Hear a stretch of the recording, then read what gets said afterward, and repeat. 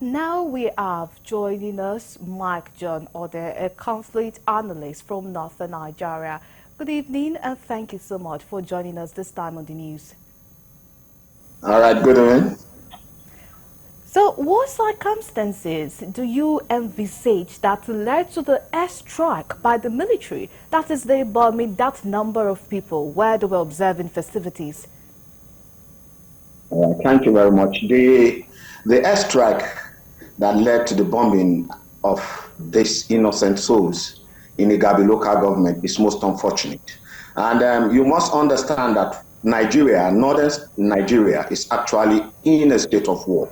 And all resources are geared towards being in a state of war. And so anytime there is the slight hint of terrorist at work, the military responds immediately. So this what actually happened that time. The circumstances was like there was an intel or a report that terrorists were massing around Igabi local government, preparing to strike. And most probably they never knew that the military never knew that it was actually the gathering of Muslim faithful who were celebrating the birth of Prophet Muhammad. And what happened was they went in and then dropped the bomb. It's a friendly fire. It happens virtually in every part of this world. The United States itself has, but the United States, one of the greatest superpowers in the world, has had cases of friendly fire. The troops being killed by their own air force or army. So it's most unfortunate, but the circumstances actually necessitated that, and it is very most unfortunate.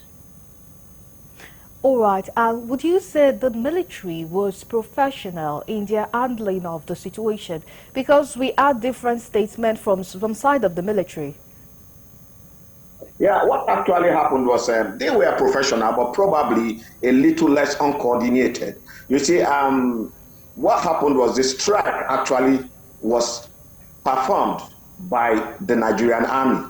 But don't forget, the air component is actually the Nigerian Air Force. So when this incidents occurred, people actually, especially the journalists, thought that it was the Air Force that did the bombing. So the first thing they did was to start calling the Air Force, the Air Public Relations Officer, who denied knowledge of the incidents. But then the army, after a while, maybe about 2 hours later, the army owned up and said, yes, the strike was carried out by our personnel, and we are most unfortunate. Actually, over 50 to 60 people lost their lives, but the fact was the army owned up. Unlike in the past, unlike what was obtainable in the past, probably the army or the military or the section of the security forces that was engaged, that did this act.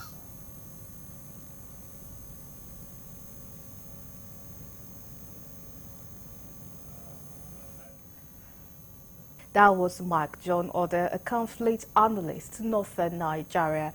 Now, moving